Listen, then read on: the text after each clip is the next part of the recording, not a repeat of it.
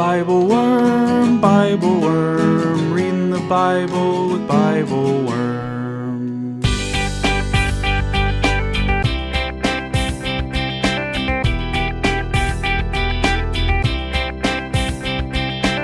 Welcome to BibleWorm, getting to the core of the biblical text. I'm Dr. Amy Robertson, Director of Lifelong Learning at Congregation Or Hadash in Sandy Springs, Georgia. And I'm Dr. Robert Williamson, Professor of Religious Studies at Hendrix College and the founding pastor of Mercy Community Church in Little Rock.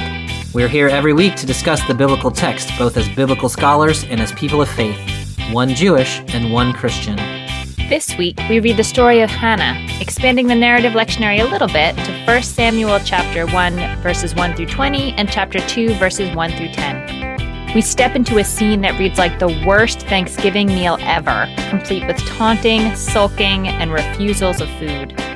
We discuss the nature and impact of prayer on God and on ourselves, and connect the experience of triumph over obstacles in our own lives with hope for the larger society. And we hear about the most interesting of the uninteresting things that happened in Bobby's week, which thankfully was far less dramatic than being accused of drunkenness in church. We'll happily leave the drama for the biblical story. Thanks for joining us.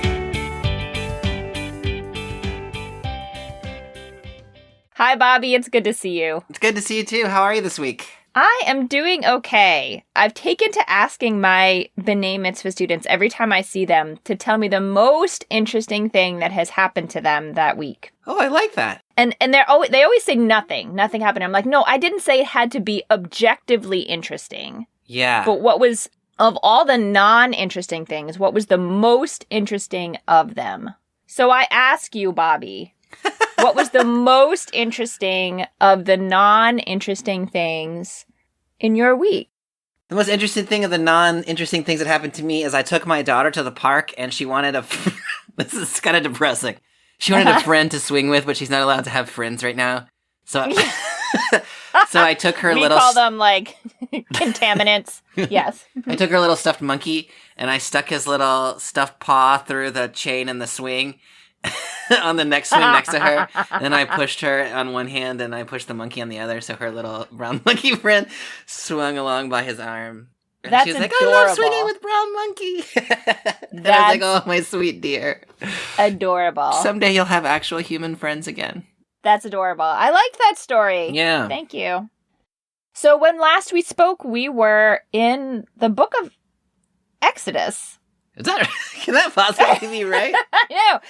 We skipped a lot of stuff. Yeah, we were in the book of Exodus. Yeah. So do you want to catch us up?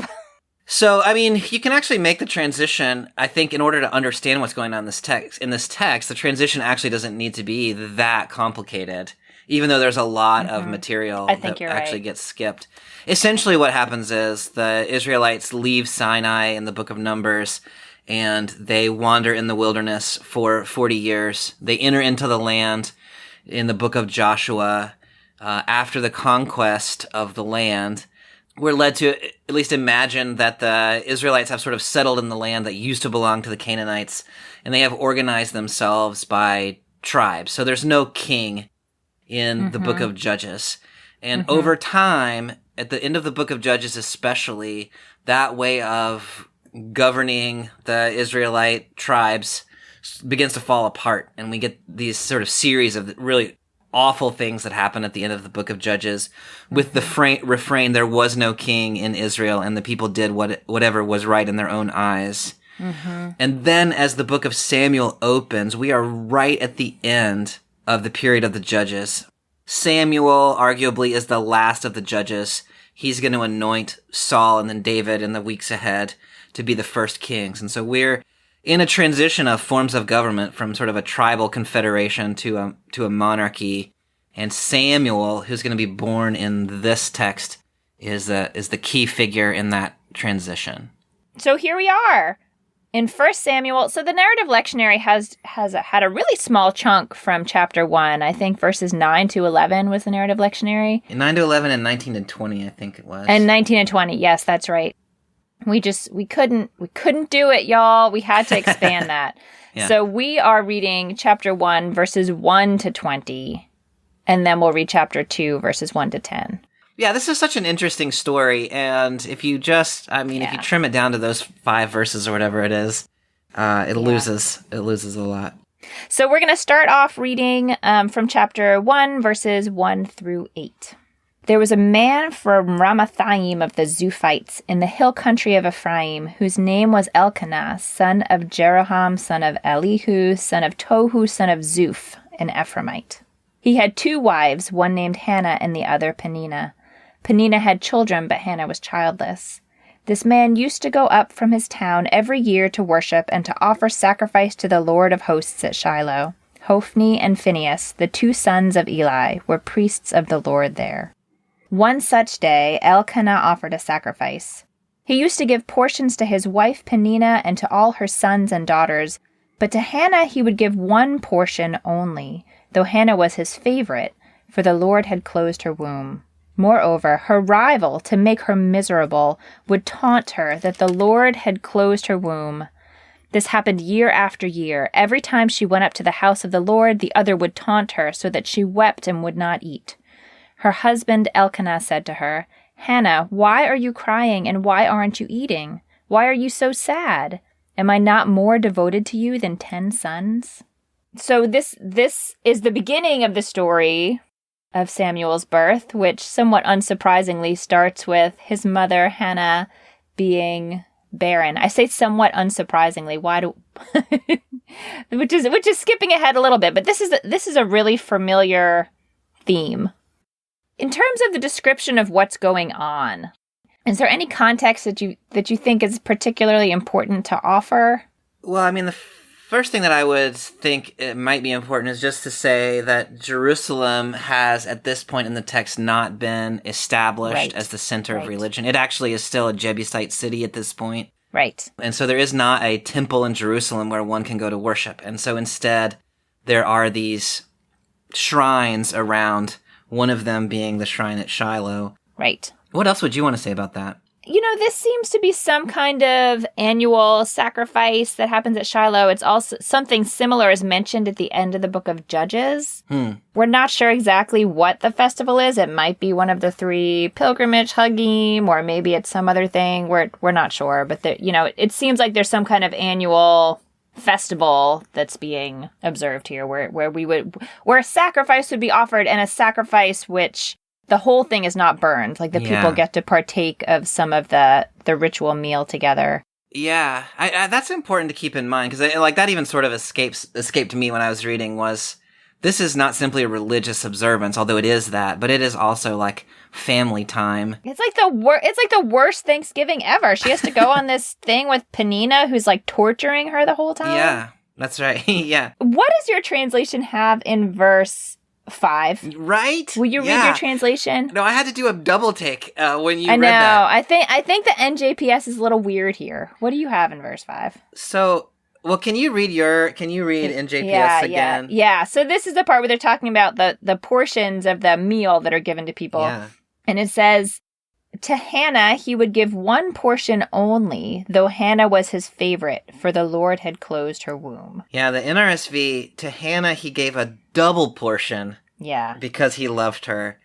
The Hebrew there is, so literally, he gave her 1 portion, 2 nostrils. It's apayim, right? Which means literally nostrils. And I think the reality is nobody quite knows what to do with it. Like what apayim is doing there. And so what the NRSV has done is it's read the Syriac. It said we don't know what the Hebrew means, so we're just going to read the Syriac, which says double portion. And there is a note in my translation that it could be read the way that your translation has it, 1 2-fold portion for Hannah. Yeah, I don't know how to make sense. Like, so if you read it the way that it's translated in the NRSV, it seems to be that, Eli is being thoughtful, or at least trying to be thoughtful here, where he realizes, here's the Peninnah, the wife who has all the kids. Hannah, whom I love, is unable to have children, and so because I love her, I'm going to give her twice the amount of food, and that's going to show her that I love her. Like, that reading at least makes Elkanah seem like he's aware-ish of what Hannah's going through and trying to be compassionate towards her. Mm-hmm. So it's just an interesting, like, looking at the men in this text and, like, what are they doing and in what ways are they trying and failing to minister to Hannah? That's an interesting thing to think about. Because, I mean, I don't know what he could have done. Yeah. He can't solve her problem. Yeah, that's right. You know, he can't solve her problem. And it's a pretty sad description of where she is. Like, maybe he gives her a double portion, but she refuses to eat. Yeah. And, Penina taunts her, and he tries to say, but I love you so, can't my love make up for it? Yeah. And the answer's kind of no. Yeah, that's right. Like, I love that line in verse 8 seems so, like, Hannah, why do you weep? Why is your heart sad? Am I not more to you than 10 sons? Yeah. Like, that's such a tragic line, both for her, for whom, like, she is loved, and that is not enough to, that does not make her feel better about this situation, and also a little bit for him, who is, I think, really trying to do right by his beloved spouse, but can't figure out. I think the situation in its historical context is, what is Hannah's role in society if she's not able to bear children? Yeah. And he is trying to say, you still have the same value to me. I still love you. Like, it's not, I'm fine. Yeah. So if that's what you're worried about, it's fine. But that's not all she's worried about. Yeah. Like, she's worried about a bigger thing than that. Can you just say a little more about what you think that bigger thing is? Societally, the role of women was so deeply tied into bearing children and caring for those children that the thought that is denied to you is really hard. Even if your husband might not have concerns about that, and your husband has his children and your husband is, loves you, the rest of society might not really have a place for you. Yeah, that's really well said. And so there's dynamics outside of the immediate family. And then the dynamics inside the immediate family are pretty rough for her, too. The Penina. worst. Yeah. What do you make of Penina? I mean, she's just pretty horrible. I don't know. There is a sense that when there are two wives or two sexual partners to the man, whether or not they're both wives, there's a dynamic in the biblical text where the one who is able to have children does kind of lord it over the one who can't. So Hannah's in a difficult situation, personally and in her family and in her community. Like, she starts this text as a rather tragic figure. Tragic character. Well, let's see what she does next. We're picking up in verse 9. After they had eaten and drunk at Shiloh, Hannah rose. The priest Eli was sitting on the seat near the doorpost of the temple of the Lord.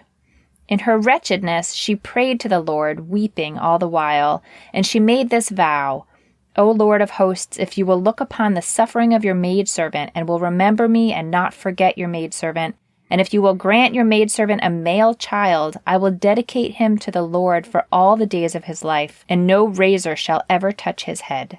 As she kept on praying before the Lord, Eli watched her mouth.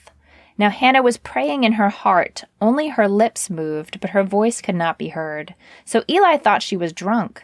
Eli said to her, How long will you make a drunken spectacle of yourself? Sober up. And Hannah replied, Oh no, my lord, I am a very unhappy woman. I have drunk no wine or other strong drink, but I have been pouring out my heart to the Lord. Do not take your maidservant for a worthless woman. I have only been speaking all this time out of my great anguish and distress. This is a very famous passage in the Jewish community.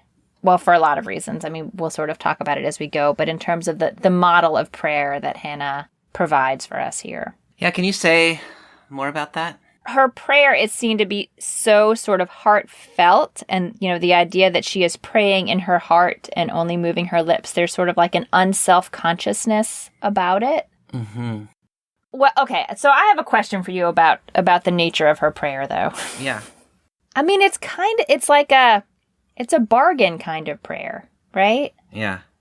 Can you talk about this and how you see this type of prayer fit into a life of faith or a life of prayer, or just, I don't know, this is not how I pray, Bobby. Yeah, no, that's a good question. I'm a little uncomfortable with the bargain prayer. And I think because it feels a little bit like trying to manipulate God, and a little bit like, well, if I don't get that prayer, like maybe it's a little bit of a lack of faith even on my own part, where I'm like, well, if I don't get that prayer, then like, what do I do with that bit of information? And so it seems easier to me just to not put it to God quite like that. Yeah. But this is, I mean, here in the biblical text, and I mean, throughout the Hebrew scriptures, in the Psalms and elsewhere, like, I will do this. If you do this thing for me, I will do this thing for you. Seems to be a kind of a key way of motivating God to actually do stuff. Do you have thoughts about that? Like, I feel like the barren woman narrative the barren woman narrative emphasizes God's power. Has this idea that but for the act of God, this child never would have been born.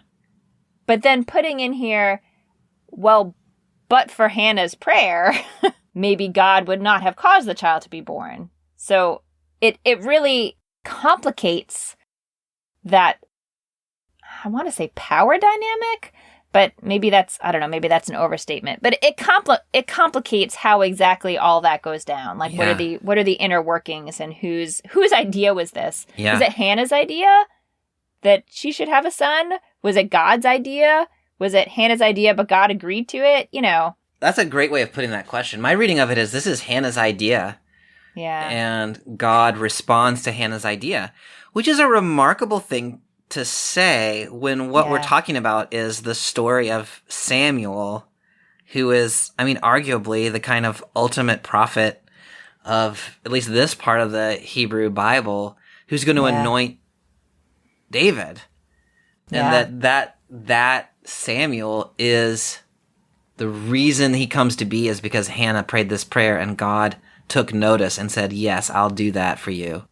Like, that's kind of a remarkable thing. It's kind of a remarkable thing. Yeah. Now, what do you make of Eli here? Like, I mean, I feel like in this story we have male figures who are doing their darndest to like try to be helpful, and they're marginally helpful. But Eli, he thinks she's drunk. I mean, he comes around by the end, but I don't know. What do you make of Eli's interaction here with Hannah? I mean, well, first of all, the text has told us that everyone else had eaten and drunk. Like, they have just come from this big festival meal. That's true. And Hannah didn't. Yeah. Hannah waited for everyone to finish, but Hannah didn't. Yeah, so they've like been tailgating, basically. They've been they have been tailgating for the Lord. Yeah. But Hannah's been sulking, so she has not been tailgating for the Lord, and Eli, I guess, didn't notice this. Yeah.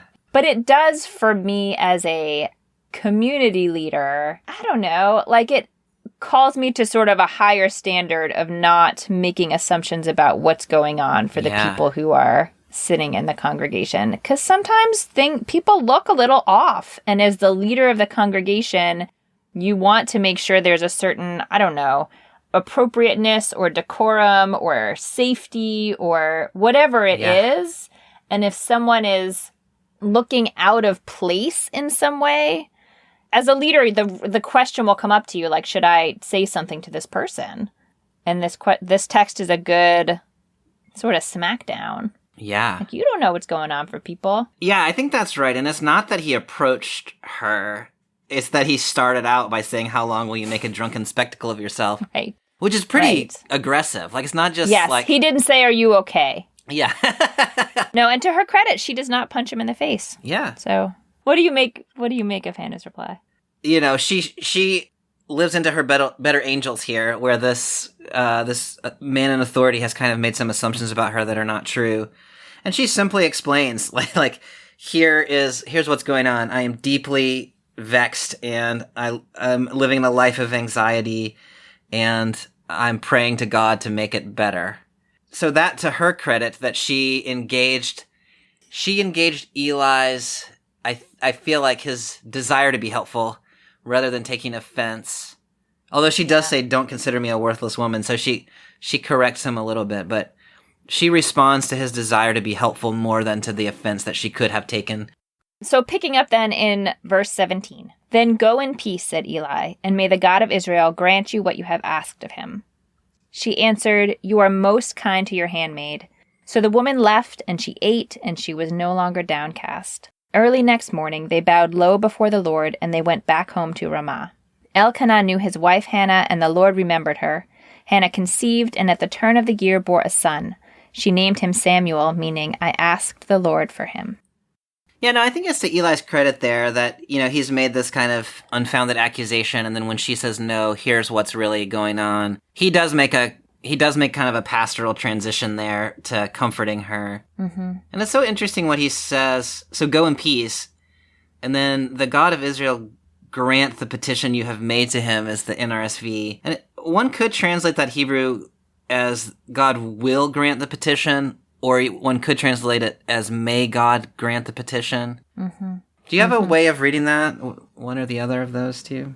So on the one hand, I mean, my inclination is that it's more sort of may God grant, just because, I mean, he's not, I don't know, it seems like it would be a pretty chutzpahdik for him to say, God will do it. Like, I don't know, that seems like an overreach to me. Yeah. But Hannah is definitely comforted by this experience. And whether it's by Eli's words that she's comforted, or if she's had this, like, cathartic prayer experience, we don't know. But she eats. Yeah, she goes home, she eats, and she's not sad anymore, it says. Yeah.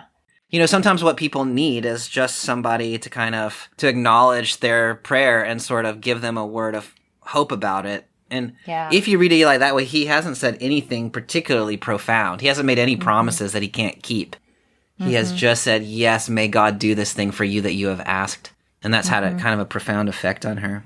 And then she does. She conceives. Yay, Hannah. Yeah. Yeah. And it just is, very straightforward narrative there. It worked. It did. Yeah. Okay. So there's the story of Samuel's birth. And then we arrive in chapter 2, which is like a song, a poem that Hannah offers. I think it's a weird song, Bobby, but you can help me with it. It's Okay. a weird song. Hannah's Weird Song, read by Amy Robertson. Okay. Chapter 2, verse 1. And Hannah prayed, my heart exults in the Lord. I have triumphed through the Lord. I gloat over my enemies. I rejoice in your deliverance. There is no holy one like the Lord. Truly there is none beside you. There is no rock like our God. Talk no more with lofty pride. Let no arrogance cross your lips. For the Lord is an all-knowing God. By him actions are measured. It sounds so military-like. Like, who are her enemies? Peninnah? I mean, that's really the only way to read it in the context of the story, I think. My mouth derides my enemies as, haha, Peninnah. You might have 10 sons, but I've got one blessed by the Lord. Yeah. And I mean, I wonder, I think you're rightly hearing this kind of echo of larger things afoot here about sort of Israel and sort of the societal shifts that are taking place. Mm-hmm. But it's sort of interesting to think about how sort of the microcosm of Israel's sort of larger story is Hannah's story, maybe is kind of what's happening. So she's connecting her own sort of experience, God giving her blessing over her enemies. Like, this is the way it's going to be. This is what God does. And so this is the way it's going to be for Israel as well, maybe? Mm-hmm. Yeah. Yep. You can go there. So this thing in verse 3, this last line where it says, by him, by God, actions are measured. Yeah. It reminds me a little bit of language of Proverbs, like the idea that God sort of measures and judges your actions and then pays accordingly. That there is a sense that fairness has been restored. Yeah. And that people somehow earn what's coming to them. Yeah, I love that. I think that's right. And, this is pointing backwards to the narrative story that we just read, where God has responded to Hannah, who has, acted righteously, and God has responded. And it's going to point forward to the next part of the story where, then we start to move beyond the Hannah, the Hannah story itself, and we start thinking about the societal implications of this thing. And this idea that God acts fairly, or God acts justly, or God measures out to people what they deserve. It's going to be a key. All right. So picking up then in verse 4, the bows of the mighty are broken, and the faltering are girded with strength. Men once sated must hire out for bread. Men once hungry hunger no more. While the barren woman bears 7, the mother of many is forlorn. The Lord deals death and gives life, casts down into Sheol and raises up. The Lord makes poor and makes rich. He casts down. He also lifts high. He raises the poor from the dust, lifts up the needy from the dunghill, setting them with nobles, granting them seats of honor. For the pillars of the earth are the Lord's. He has set the world upon them. Yeah. This seems to me like all about reversals of fate, right? Yeah. And it's interesting to me that the last part was, what we just finished in verse 3 was sort of like, the Lord deals fairly. Yeah. Right? The number one thing is fairness.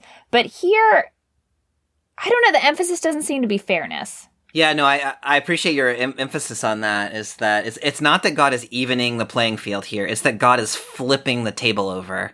Right. It's neither equality. We're not going for equality. And we're not going, at least expressly, we're not going for the more righteous will have a better lot. It's just flipping the table.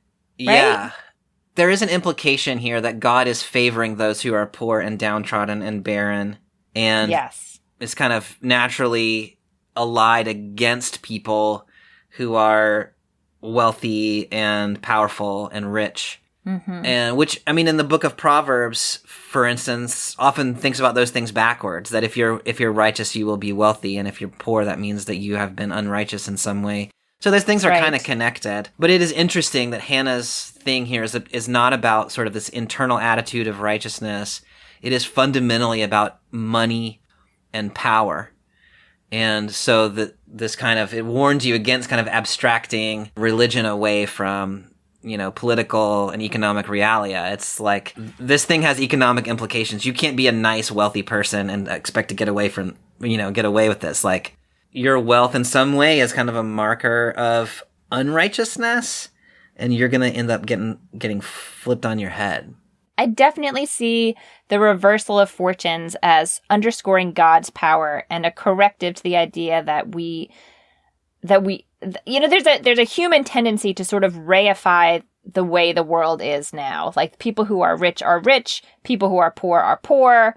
If you have power, you have power, and if you don't, you don't. And this is saying, like, you can't do that because God can flip it at any moment. Yeah. And God is, sort of the one who can do that. Yeah. I have to sit with your idea a little bit about wealth being a marker of unrighteousness. Yeah. That's an interesting thought. And I know I've heard you articulate it before. I just haven't thought about it in the context of this. So there's a couple of steps that are involved there, right? And, like it's a sort of blanket statement. If you have money, that is an expression of unrighteousness, is probably not a fair thing to say. But I think what this poem is envisioning is a society that is structured in an unjust way, so that those who prosper in it are necessarily participating in some kind of injustice being done to the poor. This is like, it reminds me, at least, and maybe it's just that this is where my interpretation comes through, but in liberation theologies coming out of Latin America, in the 70s forward, was this idea of God has a preferential option for the poor, which is God is more attuned to the needs of the poor and the oppressed than to the wealthy, and to the people who are wealthy and powerful. That can seem like God is being unfair to them, but in fact, what God is trying to do is even out a world that has been biased in one way, and the way to do that is to lift up those who have been on the underside of that balance. And I think one might legitimately ask, well, instead of just flipping things over, couldn't you create a just and equitable world? No. And I think that's a fair question. And I don't know whether, the right sort of response to that is that, maybe a just and equitable world would feel to those who have been rich and powerful as though the world had been flipped upside down, because they've gotten used to the things that they think they are entitled to. Or maybe it simply means that you cannot trust people who have accumulated wealth and power to themselves to actually live in a world that is sort of just and equitable, and so God flips it upside down. But this is a tension for this text, and it's also a tension for liberation theologies, is to say, if we keep working with the binaries, then at the end of the day, all you're going to do is recreate a power binary with the other people sort of on top of the binary. Well, I think what you're saying leads us really well into the last section of this prayer. Yeah. So can I go on to that? Yeah. Okay, so we're picking up in verse 9. He guards the steps of his faithful, but the wicked perish in darkness, for not by strength shall man prevail. The foes of the Lord shall be shattered. He will thunder against them in the heavens. The Lord will judge the ends of the earth. He will give power to his king and triumph to his anointed one. It is interesting to me along these lines that this poem basically ends anticipating the king. Yeah, there's no king yet. Yeah. And so you kind of know, I mean, you don't know at this point in the story if you're just reading through the story, but like this story is going to culminate in Samuel's anointing David as the first king with staying power. Yeah. And so it is interesting that this whole thing about reversal of fortunes and God blessing the poor is ultimately pointing toward the anointing of the Davidic king. So this text seems to sort of anticipate that the king is actually going to be able to establish a just world in which the needs of the poor and the oppressed are met, and people are not able to accumulate wealth and power to themselves. That's the hope, I think, in this text for what the king is going to do. And I mean, as you know, when you read the story going forward, like that hope falls apart fairly quickly. And it turns out that kings also accumulate wealth and power to themselves. And you continue to have people who are poor and oppressed. Mm-hmm. But this text it imagines, at least for this one moment, that the God who can overcome the infertility of Hannah can also overcome this power differential in the greater society, so that everyone is blessed and everyone is fulfilled. So we have read about the miraculous birth of Samuel, and we have read about Hannah's experience throughout. What would you pull out as a message for your community today? This, to me, is such an interesting model for what it means to be a person of faith in the contemporary life, connecting that sort of personal, the personal faith to the public, political, economic world. And it has all sorts of implications for, in my mind, for our communities, thinking both personally, that in those places where we are feeling like our life is characterized by death or by sadness or by hopelessness, that it is in the language of the faith, it is in the model of Hannah to go and demand something different from a God who is in the business of doing things that are different for those of us who are in need of. I mean, what we're talking about here is resurrection in its own kind of way, like not a life after death resurrection, but a resurrection of the life that we are currently living. Like that's what this God is about. And we as people of faith are able to activate that side of God in our own kind of lives. And also, when we're thinking about this time where we are, I mean, everybody's experience of this moment, I think, no matter sort of where you fall on a political spectrum or where you are in terms of your hopes for the future, like this moment in time feels dry. It feels fraught. And it feels like maybe justice is not going to prevail. And this text is a reminder that God is the God who's about bringing justice to the world. And our job as people of faith is to, on the one hand, to hold God accountable to that. And on the other hand, to celebrate. One of the things that Hannah is doing here is she is celebrating God bringing forth a king when we have not yet gotten to the story of God bringing forth a king. So she is celebrating God's solution to the problem before God has solved the problem. And so I think that's kind of an interesting message as well, is to live into that promised future, even though one cannot yet see the fullness of that promised future. And for us as people of faith, living in a politically complicated world, celebrating the ultimate power of God to achieve hopeful outcomes from that, I think is a good thing for us. So what I love about this text is the description of Hannah when she comes to prayer, and it says, in her wretchedness, she prayed to the Lord. Yeah. And that's such a sort of visceral image of a suffering person who is just a hot mess. Like, bring your hot, holy mess. Just bring it. And people will think you're drunk and you're a disaster because you're wearing pajamas to, whatever. Bring your disaster. Bring it all with you.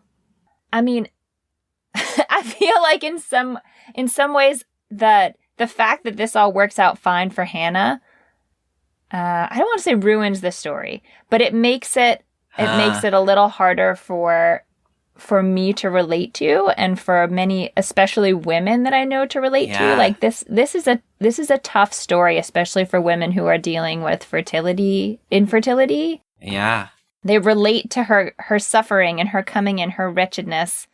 And then everything just works out with the snap of a finger, which not always the way it goes, you know? Yeah. So I think, I'm really interested in this question of like, what is prayer, and what is authentic prayer, and what does it mean to offer a bargaining prayer and have it work, Like, not that there's anything wrong with offering suggesting an idea like, hey, God, maybe we do this. But then what do we do if God says, no, yeah, I'm not going to do that. I'm going to do this other thing. Yeah. The Hebrew word for prayer is reflexive, right? Is a hitpa'el form. Yeah. And so we talk a lot in the Jewish community about how prayer affects us as opposed to how it affects the world outside of us. And so I take comfort in the fact that Hannah is less downcast after she prays. Yeah. And I kind of wish I could end the story there sometimes, because it gets so triumphant at the end that that's just often not true of what happens in the world. But I think there's real meaning in the fact that she comes in her wretchedness, and after she has this prayer experience, she is less downcast than she was. Yeah. And for me, that is a true and humble comfort in the face of real suffering and struggle in the world that may or may not work out the way you wanted it to in your prayer. Like, it may or may not. I love that, and I'm so struck by the tension in those two readings. Like, the way you're reading it, I find really valuable on a personal level, and I find it kind of hopeless on a societal level. And the way that I'm reading it, I find kind of weirdly triumphalistic on a personal level, but kind of necessary on a societal level. I think that tension's really real, and I think there is a question of discernment in there, as opposed to like, what can you do and what would an act of faith look like? Yeah. And in a situation like infertility, certainly in the biblical period, but now even so, like, it's a different thing in terms of like what a group of people can band together and try to change, as opposed to something that is truly outside of human control. Yeah. Next week, we are reading 2 Samuel 7, God's promise to David. Yeah. Dun, dun, dun, dun. Which Walter Brueggemann says is the most, at least for a Christian reader, although maybe arguably, I'll be curious what you think, is the most important passage in the entirety of the Hebrew Bible. That is a large statement. It is. In Brueggemannian fashion, he probably would also say something else is the most important thing on another context. Like, everything's contextual. But yeah, anyway, I have heard him say that. Well, good. Excellent. Well, I look forward to reading that most important passage then. Me too. All right, Amy, see you next time. Okay, take care.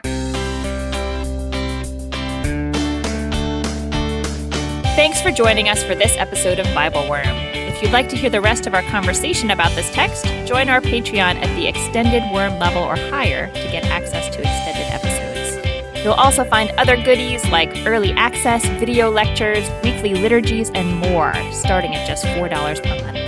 Visit patreon.com/BibleWorm podcast for details. BibleWorm is produced by Bobby Williamson and edited by Joel and Laura Becker. Our theme song is sung by Colin Bagby. We're grateful to all our supporters for helping us keep the podcast going. A special thank you to our executive producer, Fox Valley Presbyterian Church in Geneva, Illinois, and to our newest supporters, Aaron Kite, Lori Stewart, and Jana Vanderwood. Join us again next week when we'll be discussing 2 Samuel chapter 7, David's offer of a house for God and God's offer of a house for David. Until then, keep on digging.